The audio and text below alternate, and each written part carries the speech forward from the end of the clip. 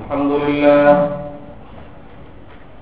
لله نحمده ونستعينه ونستغفره ونؤمن به ونتوكل عليه ونعوذ بالله من شرور أنفسنا ومن سيئات أعمالنا من يهده الله فلا مضل له ومن يضلل فلا هادي له ونشهد أن لا إله إلا الله وحده لا شريك له ونشهد أن سيدنا ومولانا محمدا عبده ورسوله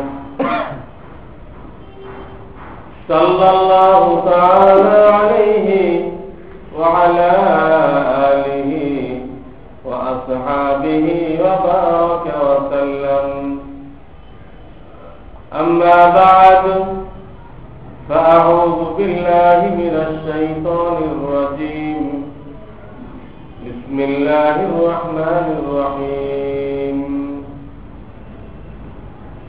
كنتم خير أمة أخرجت للناس تأمرون بالمعروف وتنهون عن المنكر وتؤمنون بالله وقال تعالى قل هذه سبيلي أدعو إلى الله على بصيرة أنا ومن اتبعني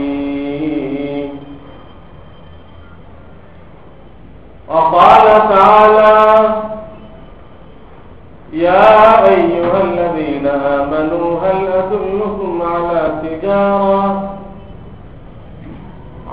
تجارة تنجيكم من عذاب أليم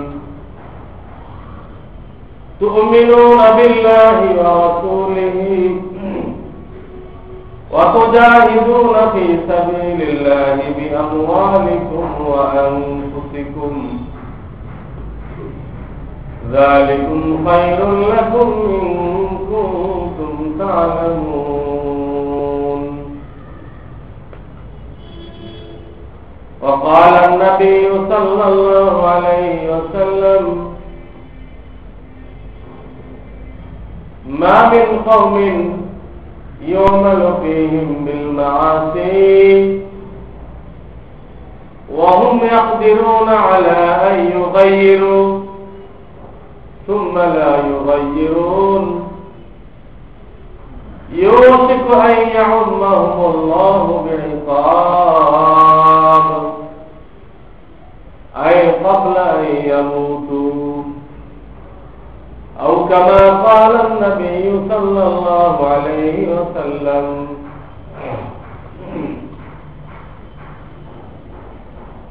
बुजुर्गान मोहतरम আল্লাহ রাব্বুল আলামিন আমাদের কামিয়াবির চাবিকাঠি হিসাবে যে কোরআন দান করেছেন, দ্বীন ইসলাম দান করেছেন, আপনাদের খিদমতে আগেও আরোপ করেছি সেই দ্বীন ইসলাম 5টা কথার নাম। এটা আমাদের সকলেরই মুখস্থ থাকা জরুরি, যাতে জীবনের খতিয়ান মেলানো যায়। প্রত্যেক ব্যবসায়ী কিছুদিন পরে পরে তার ব্যবসায়ের হিসাব নিকাশ করে, তার ব্যবসা লাভে আছে না লসে আছে দেখে। লাভে থাকলে আল্লাহ শুকর আদায় করে, লসে থাকলে যারা বন্ধু বান্ধব আছে, জ্ঞানী গুণী আছে, তাদের সাথে পরামর্শ করে এর থেকে উঠে আসার উত্তরণের কি ব্যবস্থা, বুদ্ধি পরামর্শ নেয়। তো আল্লাহ তাআলা আমাদেরকে যে মূল্যবান হায়াত দান করেছেন, কোরআনের মাধ্যমে কিছু দায় দায়িত্ব জিম্মাদারি দিয়েছেন। এই জিম্মাদারি কতটুকু পালন করতেছি আমাদেরও মাঝে মধ্যে হিসাব করা দরকার। আল্লাহ তো প্রত্যেক দিন হিসাব মিলায়। আগে বলেছি আমি, শোয়ার সময় হিসাব মিলাব,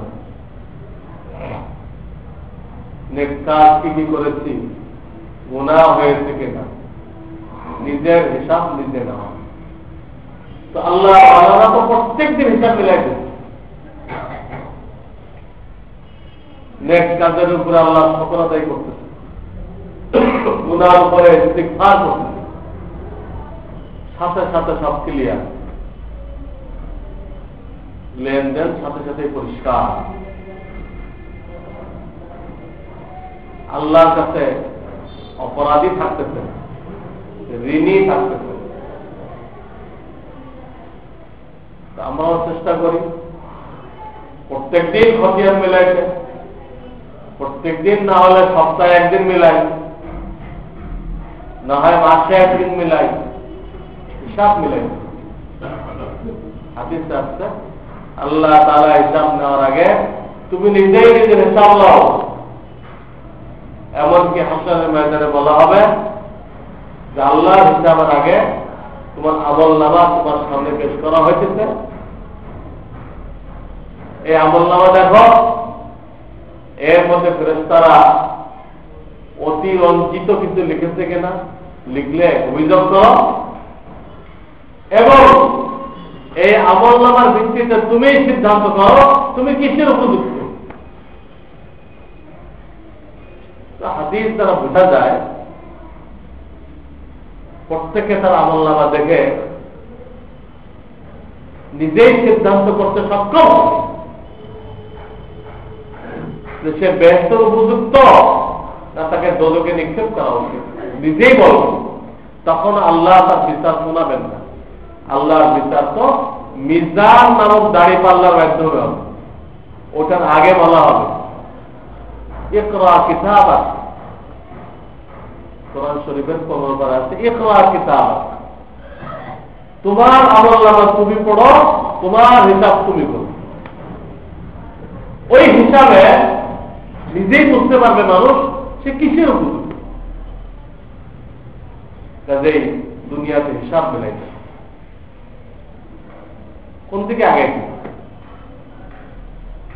এই হিসাব মেলানোর জন্য এই 5টা পয়েন্ট জরুরি। তাহলে আপনি আমি বুঝতে পারবো যে এইগুলো হলো কমপ্লিট ইসলাম। আকায়েদের ব্যাপারে আমার কি অবস্থা, আমার আকীদার মধ্যে ভুল আছে কিনা। কিতাবুল ঈমানের মধ্যে আমি ভ্রান্ত আকীদার লিস্ট দিয়ে দিয়েছি, যেগুলো ভ্রান্ত আকীদা, গলত আকীদা। এর কোন আকীদা আমি পোষণ করতেছি কিনা, জনগণকে ক্ষমতার উৎস মনে করি কিনা,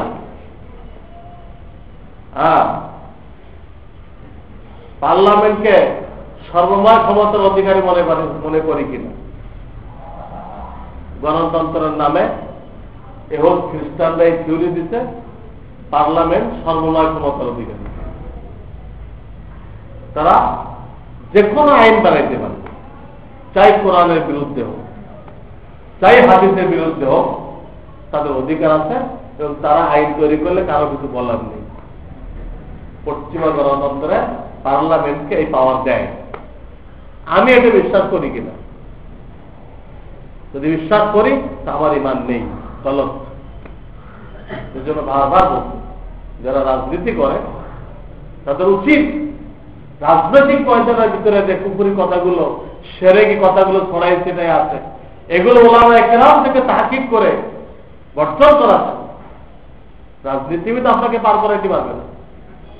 কোরআনে বহু আয়াত আছে যে যখন দোজখের ফয়সালা হবে তো কর্মীরা নেতাদেরকে ধরবে, তোমাদের কথা মতো শুনে আজকে তো দোজখে আসলাম, তোমরা কিছু করো,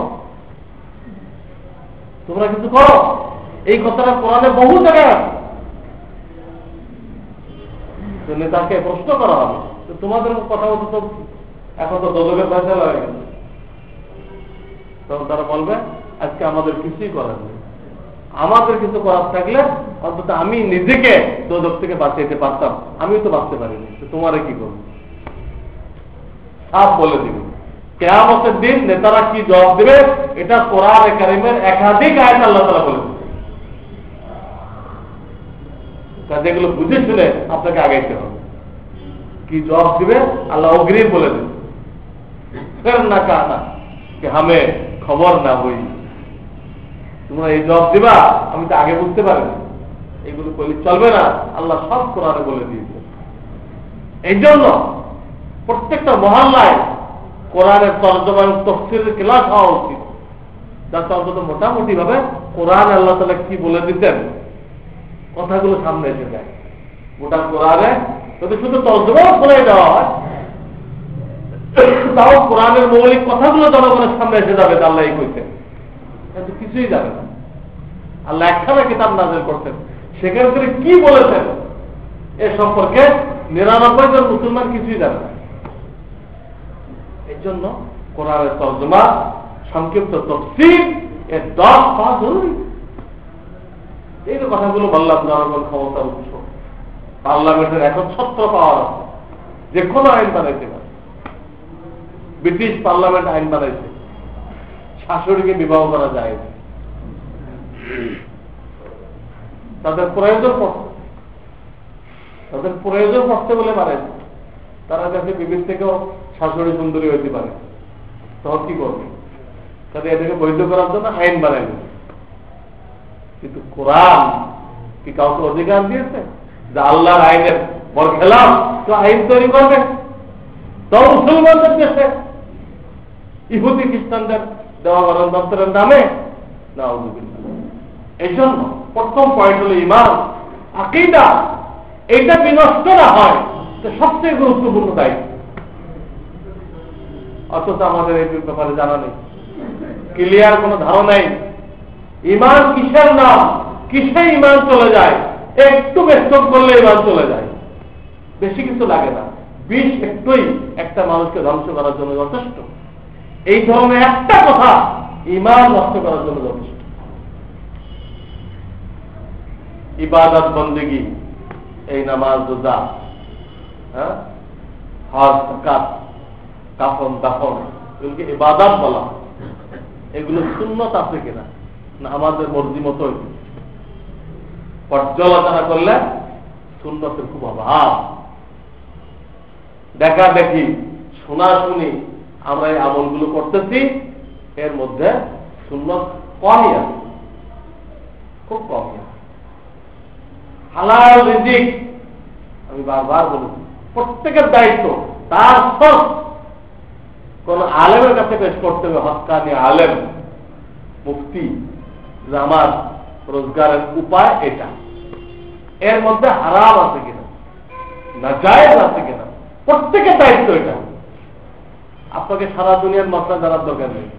ব্যবসায়ী ব্যবসার মশলা জানেন, চাকুরিজীবী চাকুরির মশলা জানেন, জমিন আছে জমিনের মশলা জানেন, শিল্প কারখানা আছে ওটার মশলা জানেন, আপনার লাইনটা আপনি জানেন।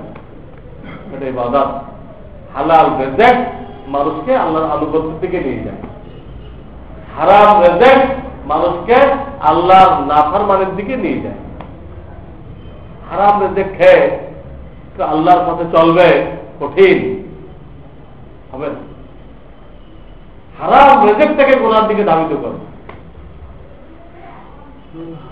4 নম্বরে মানবাধিকার, বান্দার হক। আজকাল কাফেররা মানবাধিকার দিচ্ছে, এ নিজেই জানে না মানবাধিকার কি। এটা সংস্থা কায়েম করে যত অপরাধী আছে এদের পক্ষে ওকালতি করছে, এটা হলো মানবাধিকার। মানুষ খুন করতেছে, এটা মানবাধিকার লঙ্ঘন হইতেছে না। খুনিকে যখন পাকড়াও করা হইতেছে, এটা মানবাধিকার লঙ্ঘন। সাপের উপর রহম করা, বনি আদমের উপরে জুলুম করা। সাপের উপরের দিকে রহম করে, রেজাল্ট কি? রেজাল্ট হলো বনি আদমের উপরে জুলুম করা। যারা সমাজের ভিতরে এই ধরনের খুনি, সন্ত্রাসী, ডাকু, এদের পক্ষে কথা বলো। হ্যাঁ, চাপাই গাওয়া মানে বনি আদমের পরে জুলুম না, এত লোক খুন হয়ে গেল, এটা মানবাধিকার লঙ্ঘন হোক না? একটা খুনিকে ফাঁসি দেওয়া হলো, মানবাধিকার লঙ্ঘন হয়ে গেল। এরা কোথেকে মানবাধিকার দিবে? আল্লাহ বয়ান করছেন কোরআনে, আল্লাহ রাসূল সাল্লাল্লাহু আলাইহি ওয়াসাল্লাম বয়ান করছেন হাদিসে, একদম নির্ধারিত যে তোমার পিতা বেঁচে থাকলে এই 7টা হক, ইন্তেকাল করলে এই আর 7টা হক। পিতা মাতা, বিবির এই 12টা হক, স্বামীর এই 12টা হক, সন্তানের এই 6টা হক, একদম চূড়ান্ত কোরআন হাদিসে বলে দিয়েছে। এগুলো তো যিনি আমাদের খালিক মালিক তিনি বয়ান করবেন, তাকে যারা স্বীকার করে না, খোদাদ্রোহী, তারা কোথেকে মানবাধিকার বয়ান করে? এই জন্য আসল মানবাধিকার কি, ইসলামের সামাজিকতা কি, সামাজিকতা কি, কার কি অধিকার, এটা কোরআন হাদিস থেকে মন্থন করে এক জায়গায় করে লিখে দেওয়া হয়েছে হুকুকুল ইসলাম কিতাব। পড়তে হবে এবং সেটাকে আদায় করতে হবে, কারণ এটা আল্লাহ তাআলা মাফ করবেন না। বান্দার হক নষ্ট করলে আল্লাহ মাফ করবেন না। হাসরের ময়দানে আমাদের থেকে নেকি নিয়ে নিয়ে তাদেরকে দিয়ে দেবে। নেকি খতম যদি হয়ে যায়, পাওনাদার থাকে, তাদের গুনাহ আমাদের কাঁধে চাপানো হবে। সিরিয়াসে এই জন্য ইসলামের দৃষ্টিভঙ্গি, তোমার হক উসুল করার জন্য পরেশান হওয়ার দরকার নেই।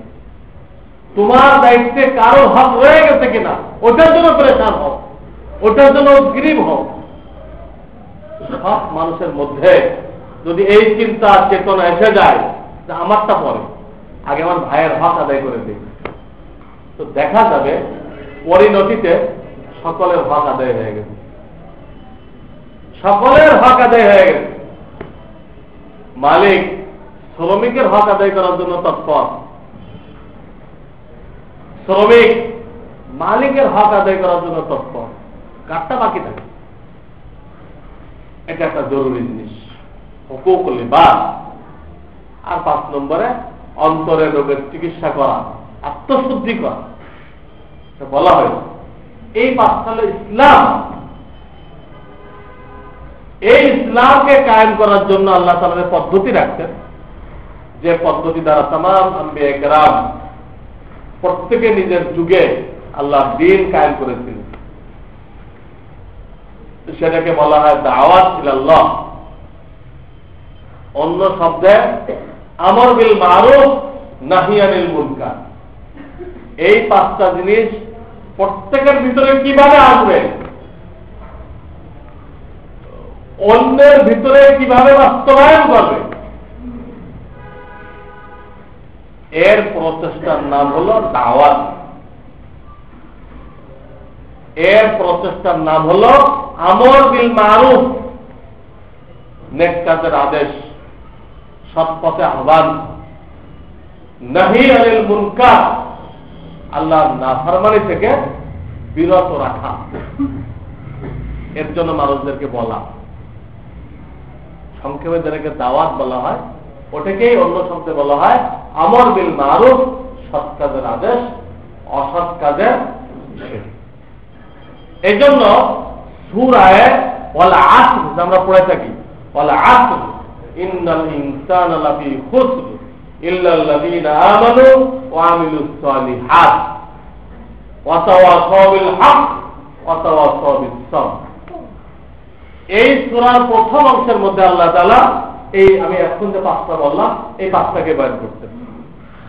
ইল্লাল্লাযীনা আমানু, এর মধ্যে ঈমান ঠিক করো, ঈমানকে কুফর শিরক থেকে বাঁচাও, এই প্রথমে।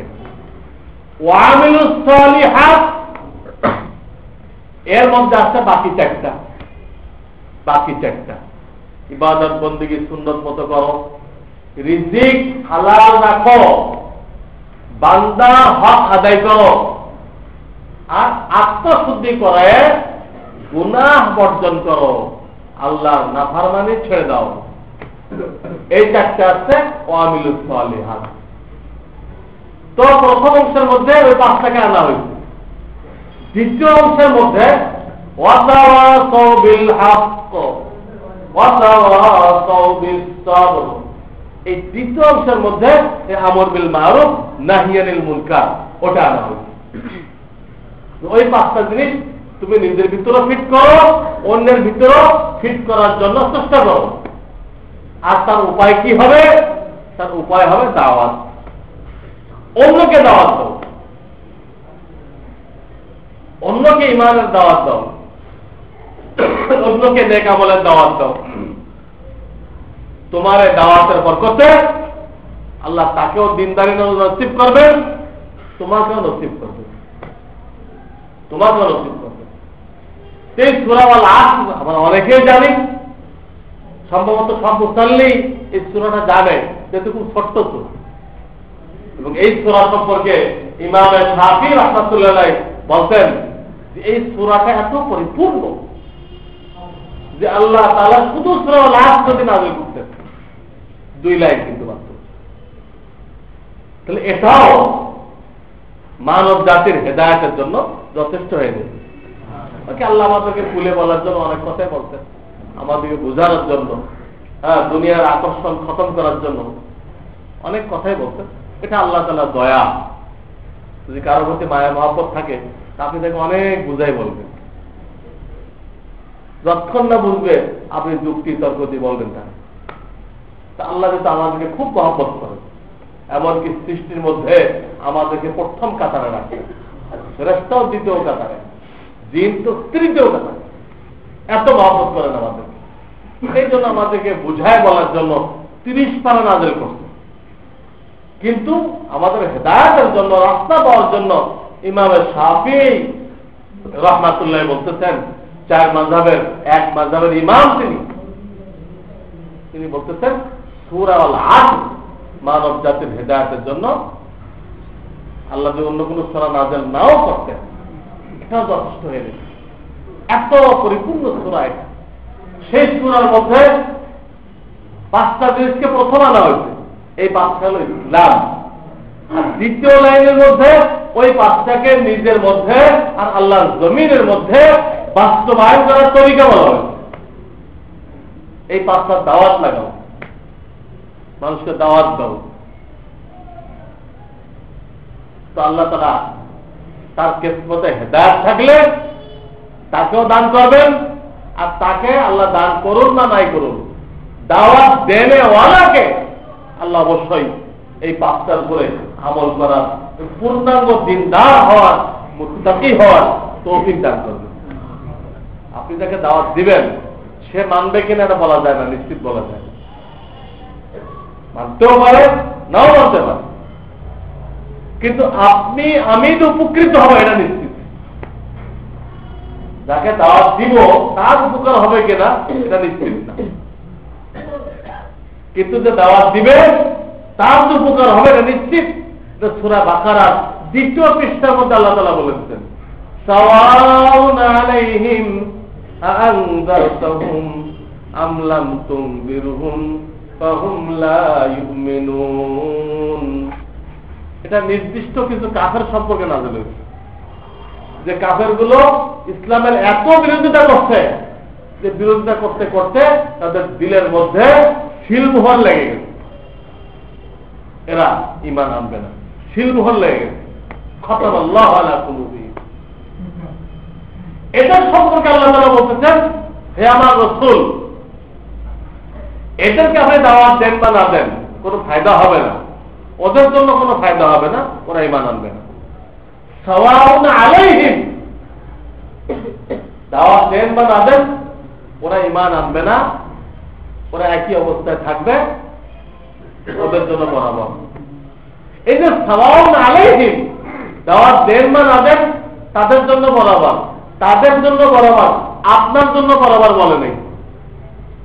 এর তফসিরে লিখতেছে, বোঝা গেল যাকে দাওয়াত দেওয়া হচ্ছে যদি ঈমান না আনে, সৎপথে না আসে সেটা ভিন্ন জিনিস, কিন্তু যদি দাওয়াত দিলেন আল্লাহ তাকে দিনদারি নসিব করবে, তাকওয়া নসিব করবে, এটা নিশ্চিত।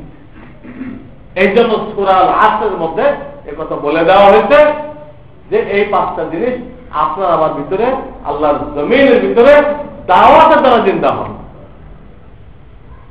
দাওয়াতের দ্বারা, দ্বীনের প্রসারের।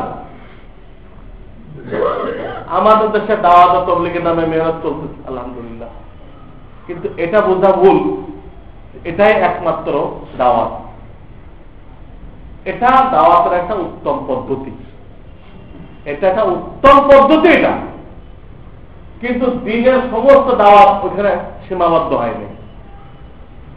তো ওখানে যে সিলমোহর লাগে আছে তারপরে কথা বলে দাওয়াত হবে, এটা শরীয়ত বলে, ওটা একটা উত্তম ব্যবস্থা করে।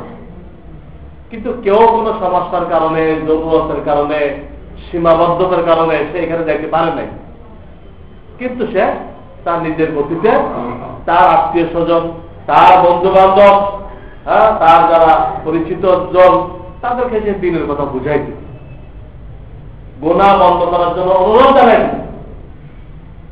তো শরীয়ত এটাকেও দাওয়াত বলবে, এটাও দাওয়াত, এটাও দাওয়াত। দাওয়াত একটা ব্যাপক জিনিস। এমনকি কিতাবে লিখছে মুয়াজ্জিন সাহেব যে আযান দিচ্ছে এটাও দাওয়াত। একটা লোক দ্বীনি কিতাব লিখতেছে, মুখে বললো না, খালি কিতাব লিখলো, এটাও দাওয়াত। তার লেখনী লোকেরা পড়তেছে না, পড়েছে দ্বীনের দিকে আগাইতেছে না, ওটা তার দাওয়াত। দাওয়াত। আপনার আমল আখলাক খুব সুন্দর, এটাও দাওয়াত। আপনি যে আমল আখলাকে সুন্দর করতে পারলেন, এটাও দাওয়াত। কেন? এখন আপনাকে দেখে 1000 লোক ভালো হবে। একজনের আমল আখলাক ভালো না, কথা ভালো, একে দেখে কেউ হেদায়েত পাবে না। কথা সুন্দর, আমল বলো। আর একটা লোক কথা বলে না, আমল সুন্দর, ওকে দেখে দেবে 1000 লোক হেদায়েত পাবে, শুধু ওকে দেখে। ও কোনো বয়ানের দরকার নেই, সব জায়গায় বয়ান লাগে না। সূর্য আমাদেরকে উপকার করতেছে, সূর্যের কোনো বয়ান নেই, বয়ান ছাড়াই বিশ্ববাসীকে উপকার করতেছে। চন্দ্র উপকার করতেছে, হাওয়া উপকার করতেছে, কারো কোনো বয়ান নেই। একজন আল্লাহ ওয়ালা, তার পাওয়ার তো সূর্যের থেকে বেশি, চন্দ্র থেকে বেশি। তাকে দেখে দেখে 1000 লোক ঈমান নিয়ে আসে।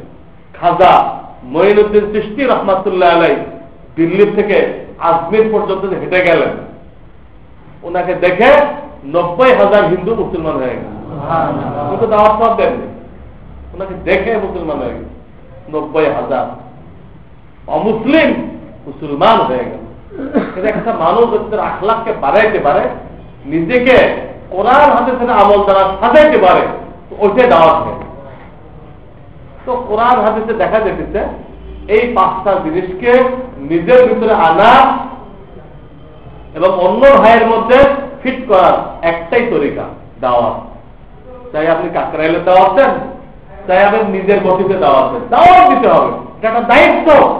আপনাকে আমাকে হাসরের ময়দানে নামাজ পড়ছি কিনা এটা ঠিক যেমন প্রশ্ন করা হবে, আল্লাহর দ্বীন, আল্লাহর জমিনে কায়েম করার জন্য, নিজের ভিতরে কায়েম করার জন্য অন্যকে দাওয়াত দিয়েছিলাম কিনা, সৎ কাজের আদেশ করেছিলাম কিনা, গুনাহ থেকে বিরত রাখার জন্য অনুরোধ জানিয়েছিলাম কিনা, এটাও প্রশ্ন করা হবে।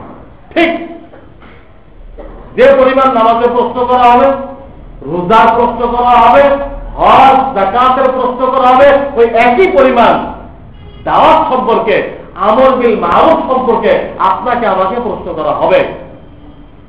এই জন্য হবে যে এই কাজটা ছিল আম্বিয়া কেরাম আলাইহিস সালাম, এই কাজ করতেন আম্বিয়া কেরাম আলাইহিস সালাম।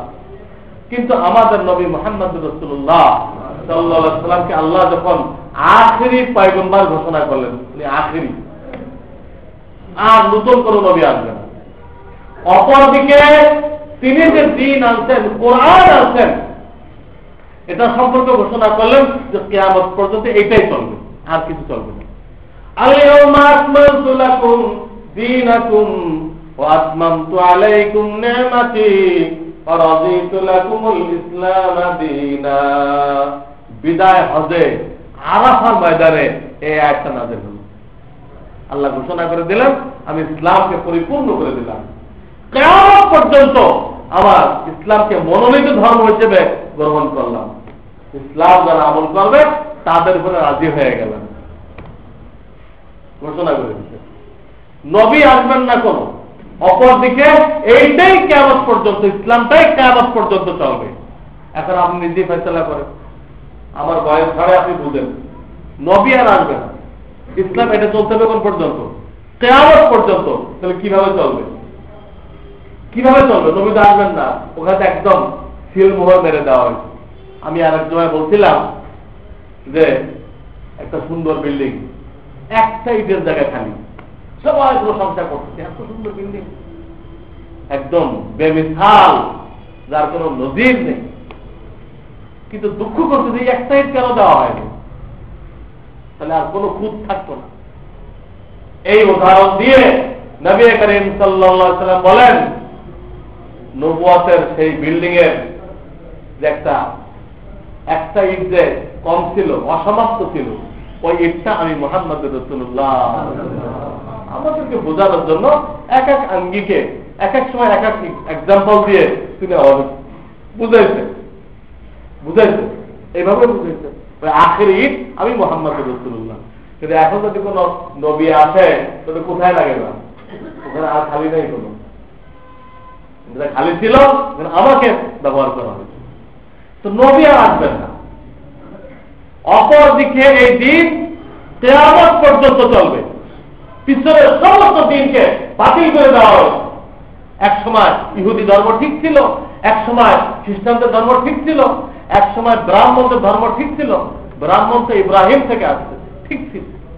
কিন্তু এখন সব রিজেক্টেড, বাতিল করে দেওয়া হয়েছে।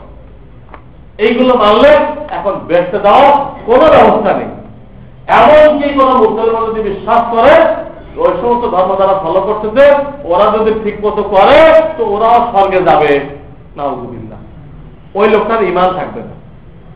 কোন মুসলমান এই বিশ্বাস করলে সে ঈমানের গণ্ডি থেকে বের হয়ে গেছে, বেঈমান হয়ে গেছে, কাফের হয়ে গেছে, তার স্ত্রী তার থেকে তালাক প্রাপ্ত হয়ে গেছে, তার পিছনের জীবনের সমস্ত আমল মাটি হয়ে গেছে, বরবাদ হয়ে গেছে, শেষ। সাংঘাতিক জিনিস। কাজেই ইসলাম একমাত্র ধর্ম, একমাত্র।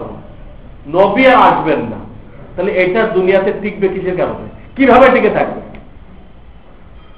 এই জন্য আল্লাহ তাআলা ব্যবস্থায় নিয়েছেন, নবী আলাইহিস সালামের যে কাজ, এই কাজটা এই উম্মতের উপরে দেওয়া হয়েছে। আলেম হোক আলেম না হোক, সকলের কাঁধে চাপানো হয়েছে, সকলের কাঁধে। তোমার নবী শেষ নবী, তাহলে ওনার এই মিশন কিভাবে চলবে? প্রত্যেকে কাজ করতে হবে, দাওয়াত। এই জন্য আল্লাহ রাসূল বলছেন, বাল্লিগু আন্নী ওয়ালাউ আয়া, হে আমার উম্মত, তুমি যদি আমার একটা বাক্য জানো, একটা, ওই একটা বাক্য অমুসলিমদের কাছে বা যার আমল ঠিক না, খারাপ আমল আলা, তার কাছে পৌঁছে দাও। দাওয়াত কাছের কাছে হবে, মুসলমানদের মধ্যে যারা ভুল পথে আছে, নামাজ নেই, রোজা নেই, নানান রকম গুনার ভিতরে লিপ্ত, তাকেও দাওয়াত দিতে হবে, ওই গুনাহ থেকে ফিরে আনার জন্য সবার কাছে দাওয়াত দিতে হবে। তো যারা আলেম তাদের তো অনেক বড় দায়িত্ব, তারা দাওয়াতও দিবে, আবার তালিম করবে। তালিম, ঈমান একে বলে, নামাজ এইভাবে পড়তে হবে, হালাল রিজিক একে বলে, দাওয়াত তালিম। কিন্তু যারা জনসাধারণ তাদেরকে দাওয়াত দিতে বলা হয়েছে, এবং দ্বীনের মোটা মোটা কথাগুলো দাওয়াত দিতে বলা হয়েছে। তারা সূক্ষ্ম কথা বলতে পারবে না, আর ভুল করবে না। তারা এই দাওয়াত দিবে, ভাই একমাত্র ধর্ম, দুনিয়া আখিরাতের কল্যাণের একমাত্র ধর্ম ইসলাম। এই কথাটা যে কোনো মুসলমান একটা খ্রিস্টানের কাছে, একটা ইহুদের কাছে, একটা হিন্দুর কাছে বলতে পারবে। তুমি দেখো আমাদের লেটেস্ট, তোমারটা এখন রিজেক্টেড হয়ে গেছে, তুমি এটাকে গ্রহণ করো, দুনিয়া তো শান্তি পাইবা, আখিরাত তো শান্তি পাইবা। এটার একমাত্র সহি ধর্ম। এই কথা একটা সাধারণ মুসলমান বলতে পারবে। 5 ওয়াক্ত নামাজ পড়তে হবে, রমজানের রোজা রাখতে হবে, নিসাব পরিমাণ মাল হলে যাকাত দিতে হবে, নিসাব পরিমাণ মাল হলে বাইতুল্লাহ হজ করতে হবে, এরকম মোটা মোটা কথা যে কোনো মুসলমান বলতে পারবে। এই জন্য তাদেরকেও দাওয়াতের কাছ থেকে রেহাই দেওয়া হয় নাই। নবী করিম সাল্লাল্লাহু আলাইহি ওয়াসাল্লাম এই জন্য বিদায় হজে যতবার খুতবা দিতেন, মক্কাতে খুতবা দিতেন, আরাফায় খুতবা দিতেন, মিনায় খুতবা দিতেন, সব খুতবায় এই কথাটা বলেছেন, ফালিবাল্লিগি শাহিদুল গায়ব, তোমরা যারা আমার কথাগুলো শুনতেছ, যারা শুনতেছে না তাদের কাছে আমার কথাগুলো পৌঁছে দিবে। তোমরা যারা আমার কথাগুলো কাছের থেকে শুনতেছ, তোমরা অনুপস্থিত লোকদের কাছে আমার কথাগুলো পৌঁছে দিবে। এখন লক্ষ্য করেন, ওইখানে যারা উপস্থিত ছিলেন 1,30,000 সাহাবায়ে কেরামের মতো। এর মধ্যে আলেম যারা শত শত হাদিস জানতেন, এর সংখ্যা হাতে গোনা, এর সংখ্যা হাতে গোনা। বাকি সব তারা সাধারণ লোক ছিল, কিন্তু আল্লাহ তাদেরকে তৌফিক দান করছিলেন। নবী করিম সাল্লাল্লাহু আলাইহি ওয়াসাল্লামের সাহচর্যে তারা ধন্য হয়ে গেছিল। তারা কেউ ব্যবসায়ী, কেউ কৃষিজীবী, কেউ অন্য কিছু কর্মেওয়ালা, কিন্তু তারা যে নবী করিম সাল্লাল্লাহু আলাইহি ওয়াসাল্লামের সোহবতে তার মজলিসে বসতে পারছিলেন, এই কারণে আল্লাহ তাআলা তাদেরকে এত বড় মাকাম দান করছেন। এবং রাসূলের দ্বীনের জন্য তারা ওয়াকাতরে জান বিসর্জন করার জন্য তৈরি ছিল। খালি তৈরি না, অনেকখানে জান তারা দিয়েও দিল। এই কারণে আল্লাহ তাআলা তাদেরকে এই উম্মতের মধ্যে সর্বোচ্চ মাকাম দান করেছেন। কিতাবে লিখতে যে সাহাবায়ে কেরামের পরবর্তী জামানা থেকে নিয়ে, ওনাদের পরবর্তী জামানা থেকে নিয়ে কিয়ামত পর্যন্ত যত অলি, গস, কুতুব, আবদাল দুনিয়াতে আসবে, এদের সকলকে যদি এক পাল্লায় রাখা হয়, আর একজন সাধারণ সাহাবী যিনি ব্যবসায়ী বা কৃষিজীবী ছিলেন, আলেম সাহাবী না, সাধারণ সাহাবী, রাসূলের মজলিসে বসতেন, দুই চোখ দিয়ে রাসূলুল্লাহকে দেখতেন, আর এই লোকটাকে যদি আর এক পাল্লায় রাখা হয়, তো কিয়ামত পর্যন্ত আলেওয়ালা সমস্ত গস, কুতুব ওয়ালা পাল্লা হালকা হয়ে যাবে, সাহাবীর পাল্লা ভারী হয়ে যাবে। আল্লাহ তাদেরকে এত বড় মাকাম দেন, এত বড় মাকাম। তো আমি যে কথাটা আপনাদেরকে বলতেছিলাম যে আল্লাহ রাসূল সাল্লাল্লাহু আলাইহি ওয়াসাল্লাম এই দাওয়াতের দায়িত্ব যখন দিচ্ছিলেন, তো বাছনি করে উলামা সম্মেলন করে ওদেরকে দেন নাই। পারতেন তিনি, তোমরা আলেমরা একদিক হয়ে দাও, তোমাদের বিশেষ দায়িত্ব দিয়ে যাচ্ছে, বলেন না। তিনি এই 1,30,000 সাহাবায়ে কেরামকে তিনি সকলকে দায়িত্ব দিয়ে গেছেন যে আমি যে দিন আনছি, তোমরা যে যতটুকু আমার থেকে শিখছো এটুকু দেওয়া হলো। যে কারণে হজ কমপ্লিট করে যখন তারা দেশে ফিরল, দেশে ফেরার পরে ওইখান থেকে না, কিন্তু দেশে ফেরার পরে তারা এই দাওয়াতের মিশন নিয়ে সারা দুনিয়াতে ছড়াই ছিটাই পড়ল। আজকে সুদানের মধ্যে একটা গ্রাম পাওয়া যেতেছে, যে গ্রামের নাম সাহাব, সেখানে 9 জন সাহাবীর কবর আছে। আমার এই হজের সফরে অনেক লোকের সাথে পরিচয় হলো, একটা যুবকের সাথে পরিচয় হলো, এর বাড়ি হলো চীন বাড়ি। জুমার নামাজের আগে ও আমার পাশে বসে। তো সুরত ফেরাত আমি বুঝতে পারছি না যে আরবি বলতে পারে কিনা। আমি জিজ্ঞেস দিয়েছিলাম, স্পিকিং অ্যারাবিক? নাম নাম না তাকাল্লাম বিল আরাবিয়া, সুতরাং আমি আরবি বলতে পারি। তো তার সাথে আরবি অনেক কথাবার্তা হলো, তোর বাড়ি কোথায়, কি করো, ভালো আরবি বললো। আমি আশ্চর্য হয়ে গেছি, তুমি এবার আরবি কোথায় শিখলাম? বলে আমাদের দেশে কিছু কলেজ ভার্সিটিতে ভাষা হিসেবে আরবিও শেখানো হয়, কোরআন তো শেখানো হয় না, আরবি শেখানো হয়। আমি সেখান থেকে আরবি শিখি। হজ করতে আসছে, ওইখানে সে মক্কাতে একটা আরবি বিশ্ববিদ্যালয় আছে, জামিয়া উম্মুল কুরা, সে হজের পরে এখানে ভর্তি হয়েছে। ওই ছেলেটা আমাকে বলল যে তারা যে মসজিদে নামাজ পড়ে, এখান থেকে 1 কিলোমিটার দূরে একজন সাহাবীর কবর। এই ছেলেটার বাড়ি চীনের দক্ষিণ অঞ্চলে, এবং সে বলল যে তাদের মসজিদ থেকে 1 কিলোমিটারের ভিতরে একটা কবর আছে, একজন সাহাবীর কবর।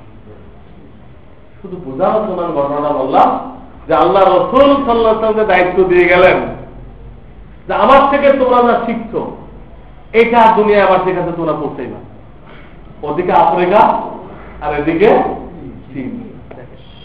কোন সাহাবীকে পাইবেন না কৃষি করতে করতে মরে গেছে, হ্যাঁ, ব্যবসা করতে করতে মরে গেছে। কোন সাহাবীর জীবনে পাইবেন না তারা কৃষি করছে আবার সময় বের করে দাওয়াতের কাজে চলে গেছে, ব্যবহার করছে আবার সময় বের করে কিছু টাকা পয়সার মালিক হয়েছে, কিছু বিবি বাল বাচ্চাকে দিয়ে বাকিটা নিয়ে সে দাওয়াতের কাজে চলে গেছে। টাকা শেষ হয়ে গেছে আবার চলে আসে, আবার কিছুদিন ব্যবসা বাণিজ্য করছে, টাকা পয়সা জমা করছে, করে বিবি বাল বাচ্চাকে খোরাক দিয়ে চলে গেছে। তারা একসাথে চালাইছে, বিবি বাচ্চাকে দেখাশোনা করছে, ব্যবসা বাণিজ্য কৃষি চালাইছে, আবার দাওয়াতের কাজ চালাইছে। আমাদের মতো কেউ ব্যবসা করতেছি, ব্যবসার থেকে সে কবরে চলে গেছে, এইরকম ছিল। এই জন্য এই কাজটা আমাদের জন্য নেহায়েত জরুরি। তাই আপনি সময় লাগে করেন, যে কোনো ভাবে করেন, এই কাজটা জরুরি। কাজটা কেন জরুরি করছেন? কোন খাস পদ্ধতিকে জরুরি করে নাই, খাস একটা পদ্ধতিকে জরুরি করে নাই। কারণ এই পদ্ধতি শুরু হয়েছে হযরত মাওলানা ইলিয়াস রাহমাতুল্লাহ আলাইহি। যে এই পদ্ধতি ফরজ হয়, তাহলে এর আগের মুসলমানদের কি হবে? যদি বলা হয় দাওয়াত দিতে হলে এইভাবেই দিতে হবে, আর কোন পদ্ধতি হবে? হ্যাঁ, তাহলে ওনার আগে যে 1300 বছর গেল তাদের কি হবে?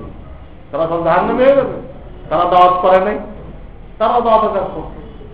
ওটা একটা পদ্ধতি, ওটাও একটা পদ্ধতি এবং খুব হাক্কানি পদ্ধতি, সহি পদ্ধতি। আর যদি আপনি অন্যভাবে করেন এটাও হবে। আপনি কিতাব প্রচার করেন, আপনি দাওয়াতুল হকের নামে করেন, আপনি হক্কানি ওলামায়ে কেরামকে দিয়ে ওয়াজ মাহফিলের ব্যবস্থা করে করেন, সব দাওয়াত। কাজটা করতে হবে। এই কাজের কারণে নবীদের কাজ ছিল, সেই কাজটা আল্লাহ তাআলা আমরা শেষ নবী খাতামুন নবীনের উম্মত হওয়ার কারণে বিনা দরখাস্তে এই কাজটা আমরা পেয়ে গেছি। এই কাজটা ধরে রাখতে পারলে লাভ কি?